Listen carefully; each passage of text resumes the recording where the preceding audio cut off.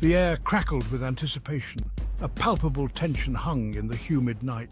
Neon signs blurred in the light rain, casting an eerie glow on the deserted street. Inside the nondescript van, 4 figures waited, their faces illuminated by the laptop's glow.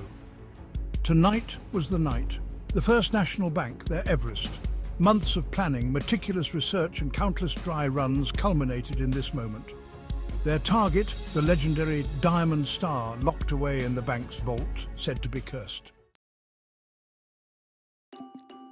Jack, the seasoned leader, exuded quiet confidence. His eyes, hardened by years of risky gambles, scanned the blueprints one last time. Beside him sat Maggie, the master hacker, her fingers dancing across the keyboard with effortless grace. Across from them, Marco, the muscle, checked his arsenal, a grim smile playing on his lips. And then there was Benny, the new recruit, his youthful face etched with a mixture of excitement and fear. They were a team bound by trust and a shared thirst for the impossible. Maggie breached the bank's security systems with ease. Minutes later, they were inside, their movements swift and silent. The bank's sterile interior was eerily quiet, the silence broken only by the ticking of the grandfather clock in the lobby. Jack expertly disabled the alarms while Marco took care of the security cameras. Benny, his heart pounding in his chest, stood guard at the entrance, his hands sweating on the grip of his gun. Everything was going according to plan. Too easily, Jack thought, a flicker of unease crossing his mind. The vault door, a behemoth of steel and concrete, yielded to Maggie's touch. As the heavy door swung open, a gust of icy wind blasted out, extinguishing their flashlights and plunging them into darkness. An unearthly growl echoed from the depths of the vault, sending shivers down their spines. What the hell was that? Benny whispered, his voice trembling. Jack, his senses on high alert, felt a cold dread creep into his heart. This was no ordinary security system. Something was terribly wrong. Section 5, A Glimpse of Hell. This chapter delves into the depths of the unknown, where the line between reality and nightmare blurs. As their eyes adjusted to the darkness, a horrifying sight unfolded before them. The explorers, hearts pounding, could barely comprehend the terror that lay ahead. Shadows danced on the walls, creating an atmosphere of dread that seemed to seep into their very souls. A creature, vaguely humanoid but grotesquely deformed, stood guard over the treasure. Its form was twisted and unnatural, as if it had been shaped by the very essence of evil itself. The explorers could feel the malevolence radiating from it, a palpable force that made their skin crawl. Its eyes, burning with malevolent intelligence, fixed on them. These eyes were not just windows to its soul, but portals to a darkness that seemed to stretch into infinity. The gaze was so intense that it felt like it could pierce through their very being, exposing their deepest fears. Its skin, stretched taut over its bones, seemed to writhe and pulsate. The texture of its flesh was unlike anything they had ever seen, shifting and moving as if it were alive. It was as if the creature was in a constant state of transformation, its form never truly settling. A low growl rumbled in its chest, shaking the very foundation of the building. This growl was not just a sound, but a vibration that resonated through the air, making the walls tremble and the ground beneath their feet quiver. It was a warning, a signal of the danger that lay ahead. The air grew thick with the stench of decay and something else, something ancient and evil. It was a smell that seemed to cling to their clothes and fill their lungs, making it hard to breathe. This was not just the scent of death, but of something far older and more malevolent. The diamond star, pulsating with an eerie light, lay at the creature's feet. This was no ordinary treasure. It seemed to be alive, its glow pulsing in time with the creature's own heartbeat. The light it emitted was both beautiful and terrifying, casting long, twisted shadows that danced on the walls.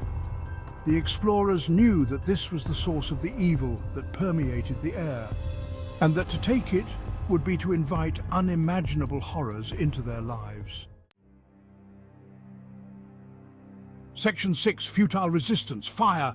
The night was thick with tension, the air heavy with the scent of gunpowder and fear. Shadows danced menacingly on the walls as the gunfire echoed through the dark alley and the abandoned warehouse. Jack yelled, his voice hoarse with terror. "Keep firing!" he shouted, desperation lacing his words. Marco emptied his clip into the creature, the bullet seeming to pass right through it. Each shot felt like a futile attempt to grasp at smoke, the creature's form shifting and shimmering with each impact. The creature let out a deafening roar, its body contorting in impossible ways. Its eyes glowed with a malevolent light, piercing through the darkness. The sound was a mix of 1,000 tortured souls, reverberating through the very bones of those who heard it. It lunged at Marco, its claws slashing through the air with a speed that defied logic. The air seemed to crackle with energy as it moved, a blur of darkness and malice. Marco screamed as the creature's claws ripped through his flesh, tossing him aside like a rag doll. His body hit the ground with a sickening thud, blood pooling around him. The pain was excruciating, a burning agony that seared through his entire being. Maggie, her face pale with terror, tried to shield herself behind a fallen table. "We can't fight it!" she cried, her voice trembling. Her hands shook as she clutched the edge of the table, her knuckles white with fear. The reality of their situation was sinking in, the hopelessness of their struggle becoming all too clear. She screamed, her voice raw with panic. The creature's presence was overwhelming, a suffocating force that seemed to drain the very life from the room. Every breath was a struggle, every heartbeat a reminder of their impending doom. The walls seemed to close in, the darkness pressing down on them from all sides. In that moment they knew resistance was futile. Section 7. Devoured. The creature turned its attention to Maggie, its eyes blazing with unholy hunger. She screamed, a desperate, soul-wrenching sound that echoed through the vault. Jack watched in horror as the creature enveloped Maggie in its shadowy embrace, her screams abruptly cut short. Benny, paralyzed with fear, could only stare as the creature grew larger, its form shifting and distorting as it absorbed Maggie's life force. Jack knew they were hopelessly outmatched. There was only one option left: run. Section 8. Desperate escape.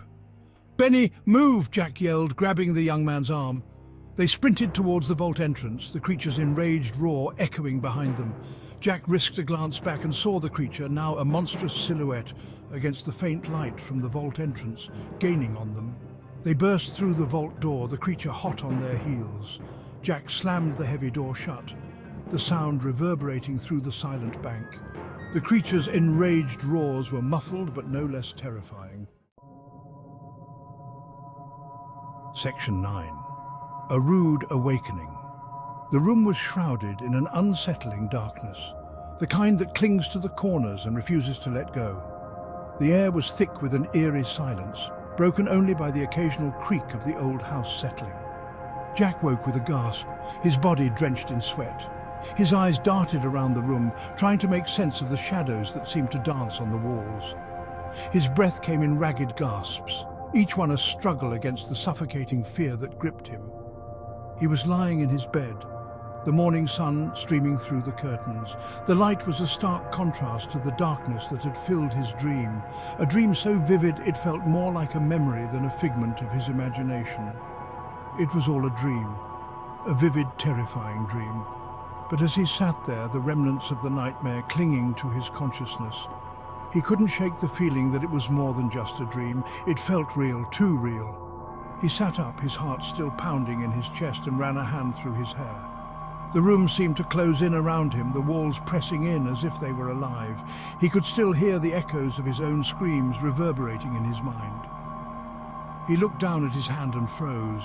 His fingers trembled as he brought his hand closer to his face, his eyes widening in horror at what he saw. On the back of his hand, a small discolored mark pulsed faintly.